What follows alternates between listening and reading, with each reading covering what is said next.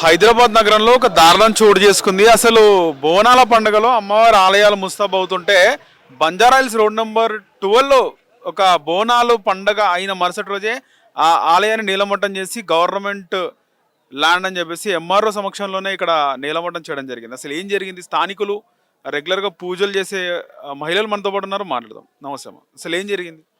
ఇక్కడ మేము మంగళవారం రోజు బోనాలు చేసుకున్నాము. జాతర అయిపోయింది, మంచిగా అయ్యింది. రాత్రి 11 గంటల వరకు కూడా మేము ఇక్కడనే ఉన్నాము. నైట్ పోయినాము. ఇంకా నైట్ పోయి పొద్దున వచ్చి అదంతా క్లీన్ చేసి మళ్ళా దీపం ముట్టించి నైవేద్యం పెడదాము అనుకునేసరికి ఇక్కడ మా అన్నయ్య మా వదిన వచ్చారు. వాళ్ళిద్దరు వచ్చేసరికి వాళ్ళని పోనీయలేదు, పోలీసు వాళ్ళు అడ్డుకున్నారు. ఎందుకు మీరు మమ్మల్ని పోనీయకుండా అడ్డుకుంటున్నారు అని అనేసరికి ఏముందని పోతారు అని అడిగిరు.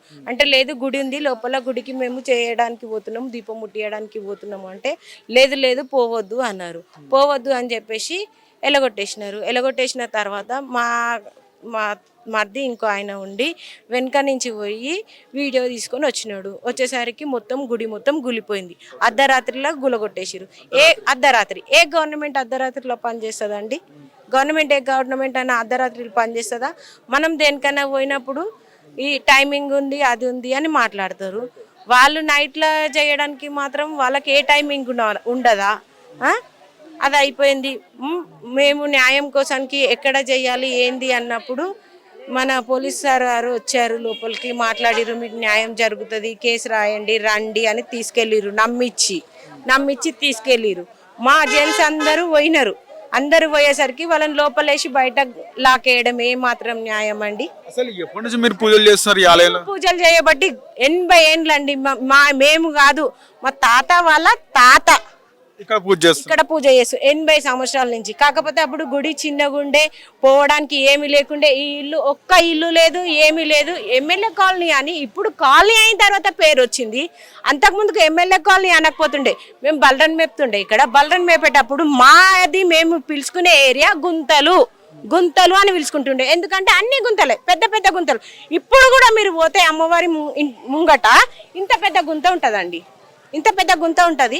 మేము బోనాలు ఎక్కియడానికి పోయినప్పుడు అప్పుడు బ్యాండ్, ఇప్పుడు కొత్తగా మమ్మల్ని ప్రశ్నిస్తున్నారు ఏంటంటే ఇప్పుడు హంగామా హడావిడి చేసుకొని పోతున్నారు, అప్పట్లో పోలేదు ఎందుకని. అప్పట్లో మేము పోవడానికి ఇంత ఎత్తు, ఇంత రాళ్ళు ఎక్కాలి, దిగాలి, మట్టి గడ్డలు దిగాలి, జారాలి. మేమంటే మా తిప్పలు మా దేవుడు అని మేము పోతుండే. బ్యాండ్ వాళ్ళు రావాలంటే, వాళ్ళందరు రావాలంటే వాళ్ళకి ఇబ్బంది, వాళ్ళు రాకపోతుండే. అది తప్పైతే కాదు కదా. ఇప్పుడు మేము ఆ తర్వాత అక్కడ ఎవరైతే ఆ ఏరియా గుడికి వెనకాల స్థలం ఉన్న వాళ్ళు, ముందు ఉన్న వాళ్ళు కబ్జా చేయడానికి చూసిరు. వాళ్ళ పేరు నాకు సరిగ్గా తెలియదండి. గుడి వెనక ఉన్న వాళ్ళు కబ్జాలు నడుస్తున్నాయి. ఆ గుడి వెనక ఉన్న వాళ్ళు ఏం చేసిరంటే కబ్జా చేయడానికి ఇది జరిగింది 3 సంవత్సరాల కింద. అయితే వెనక్కి జరిగినప్పుడు వాళ్ళకి తెలియదు. అప్పుడు మా గుడి చిన్నగా ఉండే, మా అమ్మ గింతే ఉండే. అప్పుడు యాప చెట్టు ఉండే, మీద మట్టి గడ్డ ఉండే. ఆ గడ్డ మీద మేము చిన్న విగ్రహాన్ని పెట్టుకుని పూజ చేసుకున్నాం. ఆయనకు తెలియక వెనకకు జరిగేసరికి అది మొత్తం కూలిపోయి రాళ్లతో సహా. మళ్ళీ మా అమ్మవారు ఉన్నది నీళ్ళల్లా, చెరువులా, మామూలుగా కూడా కాదు, చెరువు. ఆ చెరువులో మేము దిగి అమ్మ మీద ఉంటే మీదికి ఎక్కినాం. ఇంత హైట్లా ప్రూఫ్ దిగి, ఇంత హైట్లా మేము మీదికి ఎక్కి చేసినాము అన్ని రోజులు. అది అయిపోయింది. ఆయన గూలగొట్టిండు. గుడి ఉంది అని మేము ఆయన మీద కేసు రాసినాము. కేసు అయ్యింది. అమ్మ తప్పు నాదయ్యింది, నా పరిహారం నేను చెల్లిస్తున్నా అని చెప్పేసి ఆయన 1,00,000 రూపాయలు ఇచ్చిండు చిన్నగా. అయితే ఆయన 1,00,000 రూపాయలు ఇచ్చినప్పుడు ఇంత డౌన్లు ఉంటే ఎప్పటికైనా కష్టమే. రాను అన్ని డెవలప్ అవుతున్నాయి. మనం కూడా పెరిగి ఇన్ని వేసుకొని చేసుకోవాలనేసి మేమందరం కలిసి దాదాపు 200 టిల్లర్లతోని మట్టి తెప్పించి పోసినాము, టిప్పర్లతోని. మాకు తొవ్వ కూడా సరిగ్గా లేకుండే. ఆ టిప్పర్లతోని పోసినప్పుడే మేము తొవ్వ కూడా మాకు దోచినంత మేము ఆ మట్టి పోసుకుంటూ చేసుకుంటూ వచ్చినాము. వచ్చిన తర్వాత ఇంకా ఆయన ఇచ్చిన 1,00,000 రూపాయలతో చిన్న గుడి కట్టుకున్నాం. గుడి కట్టుకొని ఇంకా మాకు విగ్రహం లేదు, ఏం చేయాలి? అప్పటికప్పుడు మాకు ఏమి ఉన్నాయే, మా తానే మేము ఎక్కువ ఉన్నోళ్ళం ఏం కాదు, అందరం ఇన్ని వేసుకొని చేసుకున్న వాళ్ళం. ఉన్నాయి, అయిపోయినాయి. సరే అమ్మ దయదలిచి ఆమె ఎప్పుడు కనుక విగ్రహం రూపం తెప్పించుకుంటుందో చూద్దాం అనేసి ఇటుకలతో పెట్టుకొని దీపం ముట్టియడం జరిగింది. వెనకాల బ్యానర్ వేసినాం, ముంగట ఇటుకలు పెట్టి దీపం ముట్టించినాము. 3 ఏళ్ళ నుంచి అట్లనే చేసుకున్నాం. ఇప్పుడు కొన్ని మళ్ళా చందా వేసుకొని అమ్మవారి విగ్రహాన్ని తెప్పించినాం. రీసెంట్గా మొన్న 6th విగ్రహం ప్రతిష్ట చేసినాము. చేసినాము, హోమం కాల్చినాము. రాయి విగ్రహమా? పెద్దమ్మ తల్లి రాయి విగ్రహమే, రాతి విగ్రహమే.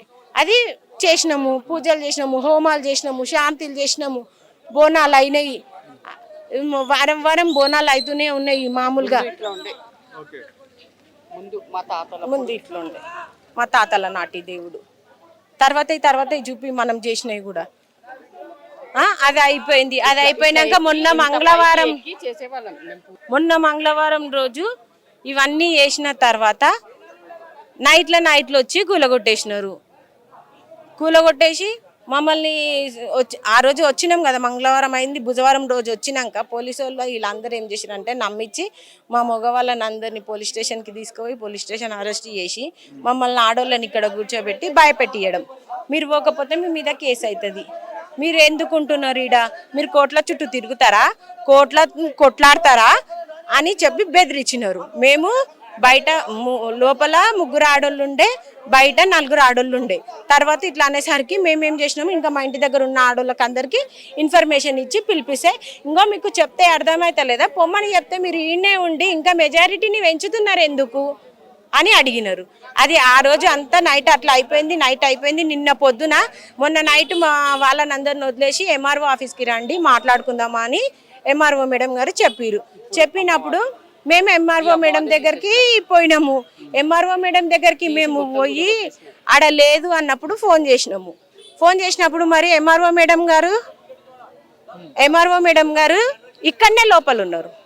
మేమేమో అక్కడ ఉన్నాము, అక్కడికి రమ్మన్నారని అక్కడికి పోయినాము. వాళ్ళు చెప్పిన న్యాయంతోనే మేము అక్కడికి పోయేసరికి వర్షం పడుతుంటే కూడా మీరు చేరేసుకొని కూర్చొని మరీ గులగొట్టించినారు, విగ్రహాన్ని తీసుకెళ్ళిపోయినారు. మా కోసం మధులత గారిని మేము పిలిచి రిక్వెస్ట్ చేసి ఆర్డర్ చేసి పిలిపించుకొని మాకు అన్యాయం జరుగుతుందమ్మా, న్యాయం కావాలి, ఇక్కడ మాకు న్యాయం కావట్లేదు, మమ్మల్ని దొనియట్లేదు, కనీసం మీరు ఒక్కరు పోయి ఒక్క మీడియాని తీసుకుపోయి చూడండి అంటే కూడా ఆమెను కూడా చూడనీయకపోతే మా వాళ్ళని అందరినీ అరెస్ట్ చేసి తీసుకెళ్తుంటే మేడం వ్యాన్ వెనకాల పరిగెత్తిరు, ఆమెను అడ్డుకోవడానికి చూసిరు. మేము వెళ్ళినాం, ఇక్కడే కూర్చొని ధర్నా చేసినాము.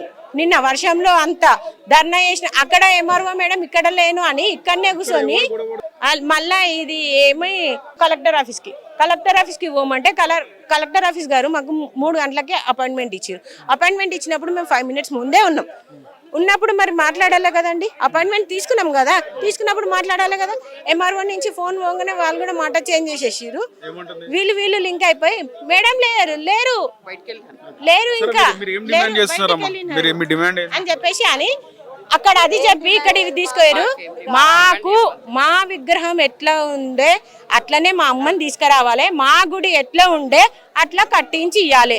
అమ్మవారికి పోసిన ఒడి బియ్యం అట్లనే ఉన్నాయి, అమ్మవారి మెడలో ఉన్న నగలు అట్లనే ఉన్నాయి, అమ్మవారికి పెట్టిన చీరలు అట్లనే ఉన్నాయి, అట్లీస్ట్ టెంట్ హౌస్ సామాన్ కాడికని కూడా అన్ని అట్లనే ఉన్నాయి. ఇంకా మాది ఎట్లుంది అట్లా కావాలి, మా న్యాయం అదే, ఇంకా అంతకు మించి ఇంకేం లేదు. హిట్ టీవీ యాప్, ఇందులో short news, live news, entertainment shows, movies, digital magazines తో పాటు మీ జిల్లా వార్తలను కూడా ఫ్రీగా చూడొచ్చు. ఇంకెందుకు ఆలస్యం, వెంటనే హిట్ టీవీ యాప్ ని డౌన్లోడ్ చేసుకుని ఫ్రీగా ఎంటర్టైన్మెంట్ పొందండి. Hit TV app. Hit TV app. Please download hit TV app. Hit TV app ని ఫ్రీగా డౌన్లోడ్ చేసుకుని ఎంజాయ్ చేయండి. మీకు నచ్చిన ఎంటర్టైన్మెంట్ కోసం హిట్ టీవీ యాప్ ని ఫ్రీగా డౌన్లోడ్ చేసుకుని ఎంజాయ్ చేయండి. హిట్ టీవీ యాప్ ని డౌన్లోడ్ చేసుకుని ఆస్వాదించండి, ఆశీర్వదించండి. ఇంతమంది సెలబ్రిటీలు హిట్ టీవీ యాప్ ని డౌన్లోడ్ చేసుకోండి అని చెప్తున్నారంటే ఎంత మంచి యాప్ ఆలోచించండి. అమెరికాలో చదవాలనుకునే వాళ్ళకి విశ్వసనీయమైన పేరు మన శౌర్య కన్సల్టెన్సీ. UK లో 1 year masters, UK లో 1 year masters, 2 years work permit up to 5 years visa. Contact Saurya Consultancy. Contact 89851 89851.